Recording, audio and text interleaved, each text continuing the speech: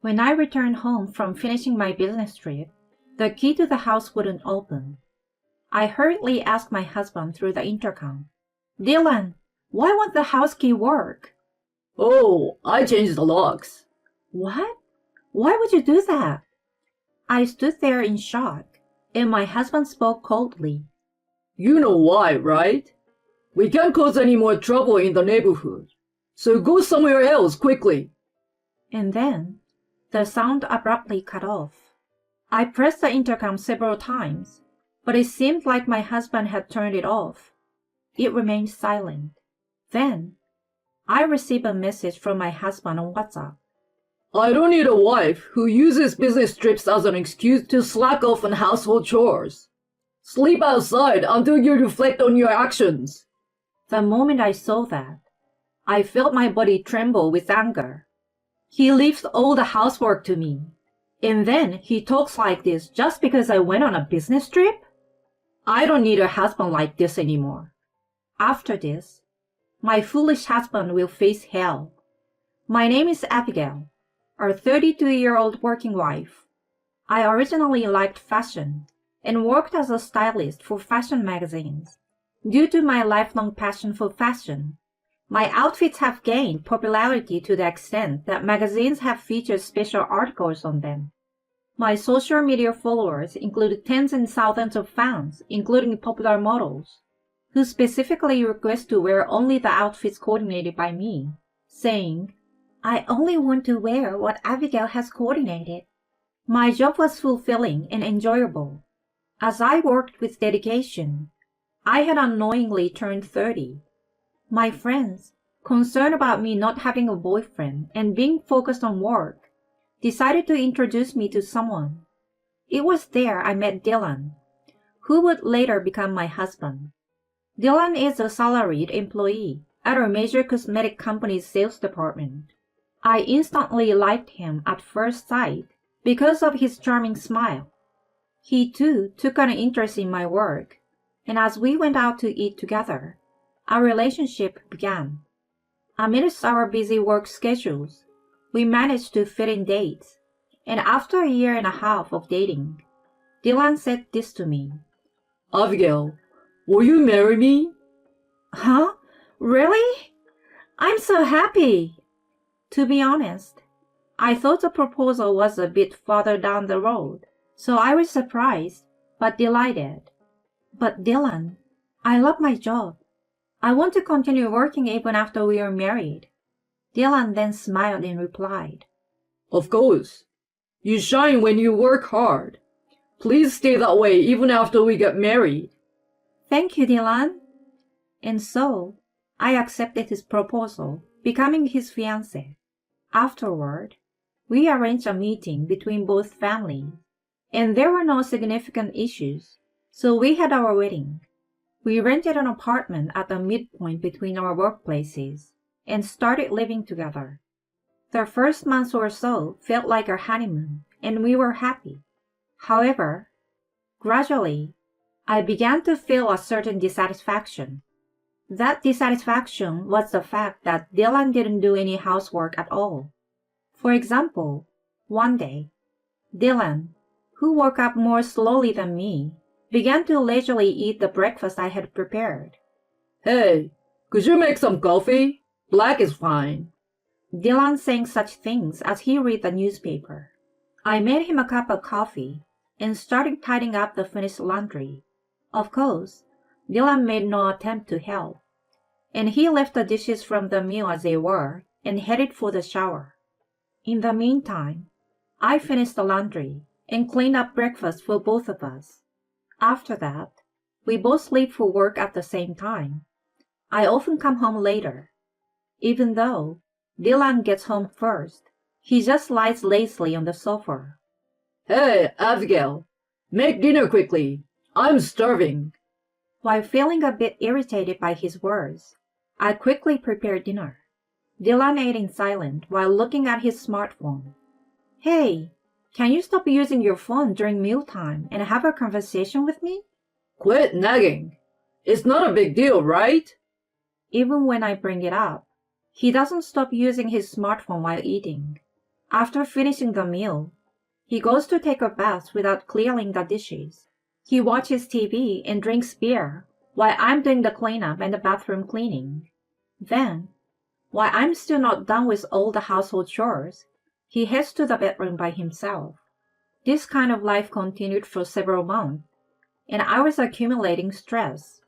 At first, I thought, I'm a wife, so I should do things properly, and I tried my best. But my patience had reached its limit with Dylan, who wouldn't do household chores no matter how many times I asked. I finally decided to have a conversation with my husband.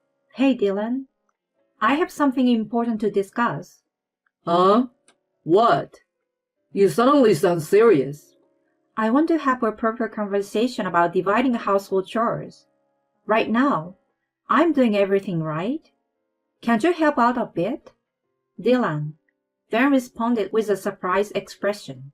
Huh? Dividing household chores? Are you telling me to do housework? Yeah, wouldn't it be nice if you could help a bit? What are you talking about? After getting married, isn't housework entirely the wife's job? I've never heard of making the husband do it. Dylan delivered this outdated statement with a straight face, and I responded with frustration. That's something from a bygone era. I'm working too, and in a dual-income household, it's common to share responsibility. But my mom did everything. That's because your mom was a housemaker, right? Times and the situations have changed. Besides, you said it's okay for me to keep working, right? If that's the case, can you help out with the housework? At that point, Dylan must have given me a fierce look. Work and household chores are not related, right? Anyway, that's a woman's job. Huh? I would never do household chores. It's not something a man should do. You're saying such old-fashioned things again. I don't care. I won't do it anyway. You continue taking care of me, as you always have, got it? With that, Dylan quickly went to take a bath.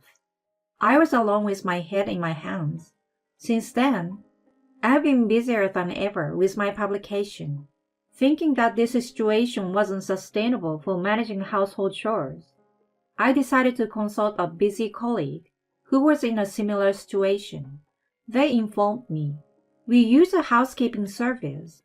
Upon inquiring further, I learned that this service not only handles cleaning and laundry, they are willing to cook and prepare food for you.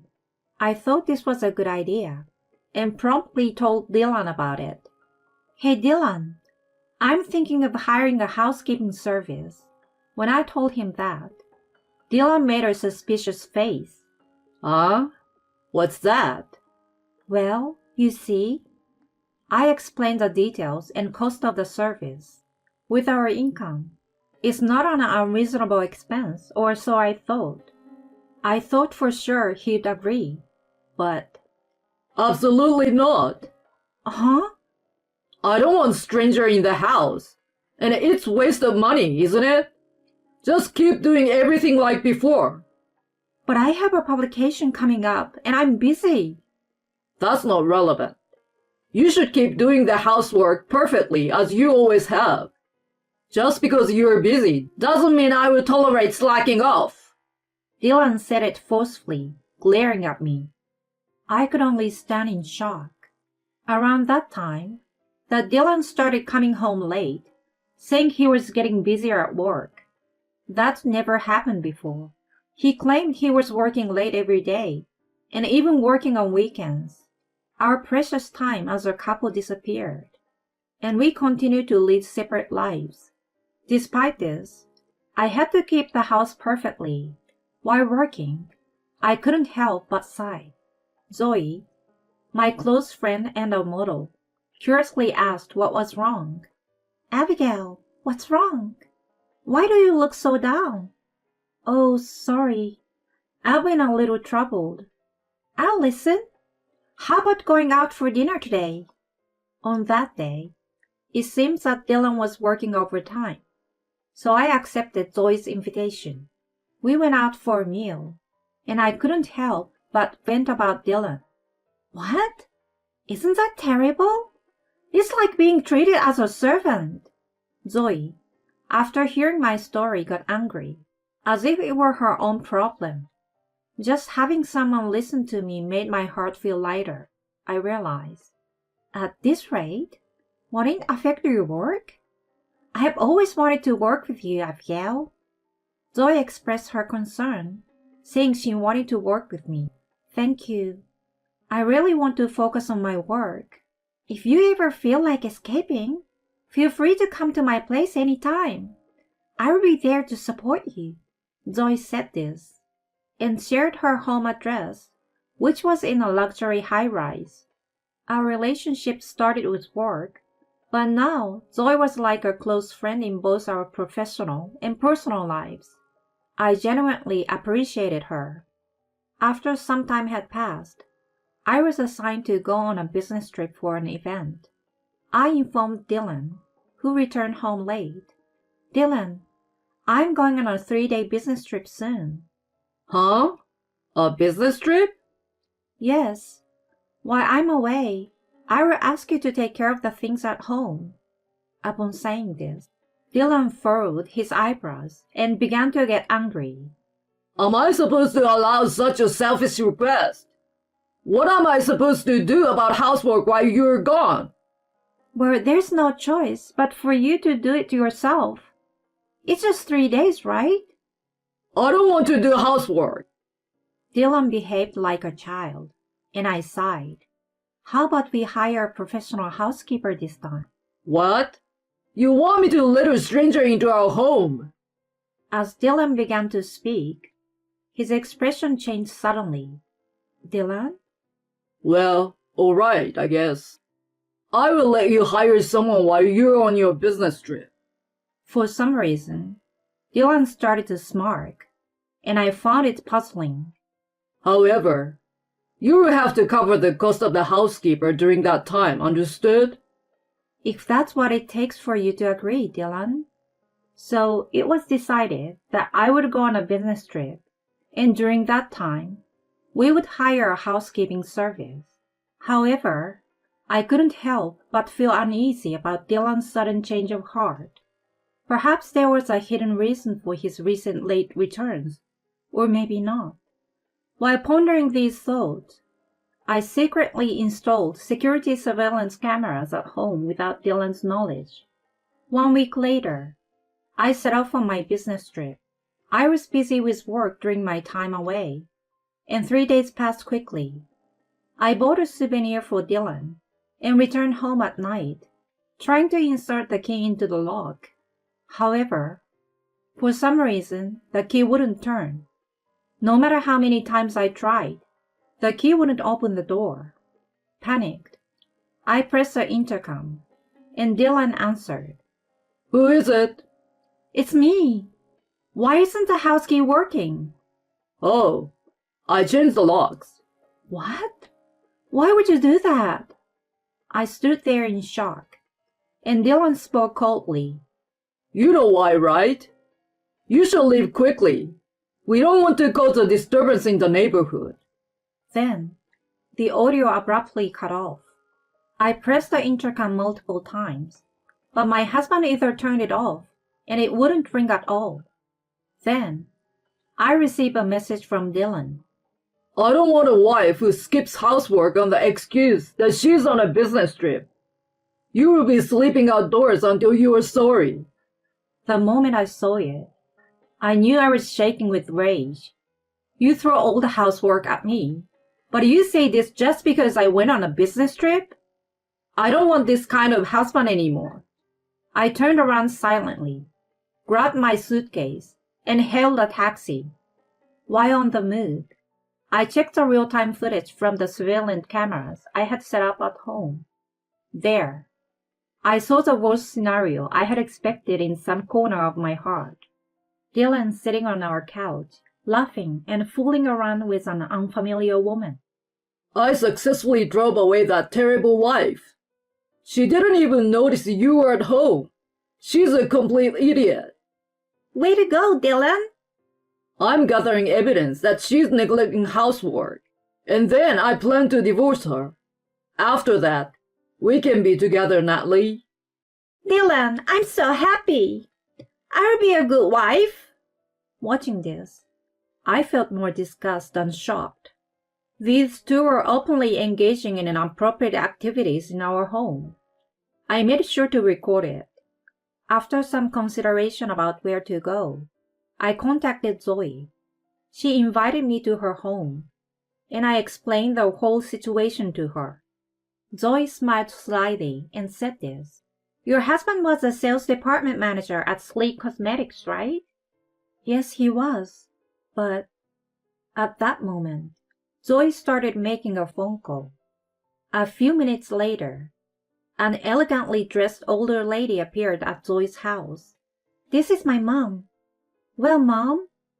Afterward, Zoe shared something shocking with me. The next day, I returned home. This time, Dylan let me into the house without any resistance. What's gotten into you? Have you finally come to your senses? I responded firmly to Dylan's remark. You should be the one reflecting. Huh? I caught Dylan off guard and presented him with a signed divorce agreement. I can't go on with you anymore. Please, let's get a divorce. Upon hearing this, Dylan let out a snort. Did you think I'd back down just because you handed me a divorce agreement? Oh well, I will get a divorce. With a smirk, he signed it and handed it back to me. Well then, please come in. I called out to the door, and Zoe and her mother arrived together. Huh? Wait a minute. Zoe, the model? Why are you here? Wait, the president? Dylan's face turned pale. Yes, Zoe's mother was the president of the cosmetics company Dylan worked for. Zoe called her in, and the president was kind enough to listen to me. And after seeing the evidence of my husband's infidelity that I presented, she said, "Leave it to me." Hello, Dylan. I'm well aware of your situation. As the president stated this calmly, my husband began to sweat profusely. Yes, but why are you here? I heard that my daughter's best friend is going through a tough time. Zoe and you are related? This fact wasn't publicly known, and I also learned of it for the first time yesterday. Dylan shrank in front of the president. By the way, Dylan, I received a report from someone in the sales department. Oh? It seems you have an unusual relationship with Natalie, who works in the same sales department. There have been days when you both go out together for work and don't return? The president questioned Dylan in a matter-of-fact tone. Dylan began to explain himself nervously. I swear, it's baseless. There's no relationship between her and me. Besides, I have a wife. Is Natalie this person? I played the video of the two engaging in questionable activities that I had recorded. The unbearable sounds echoed through the room. What? Why do you have this? Stop it! Stop it! Dylan made a fierce attempt to snatch my phone from me. Zoe swiftly delivered a sharp chop to his arm.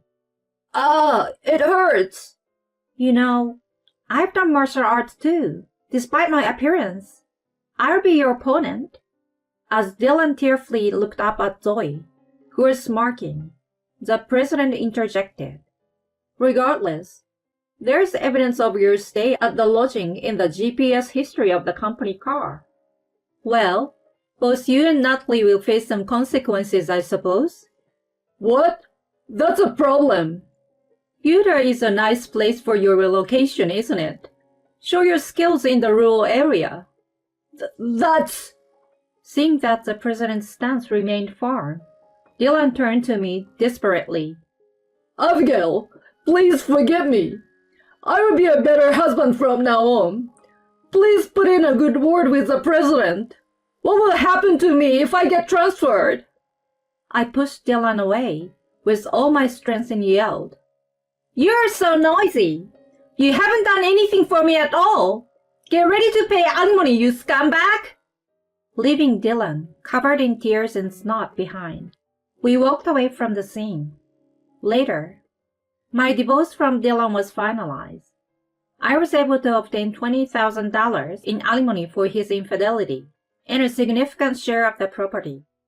I also claimed $13,000 in alimony from Natalie, his affair partner, who seems to break up with him after leaving her job. Dylan was transferred to a remote location, as per Zoe's mother's orders. He is now working in a faraway place with people whispering about him. He probably won't be able to return to his previous elite career path. On the other hand, I have returned to the single life, and I'm living comfortably. My book has been successfully published, and it's selling well. Zoe and I maintain a close relationship both in work and private life. Lately, we've even been having meals with the company president who supported us. I want to continue working positively while expressing gratitude to my best friend and her mother.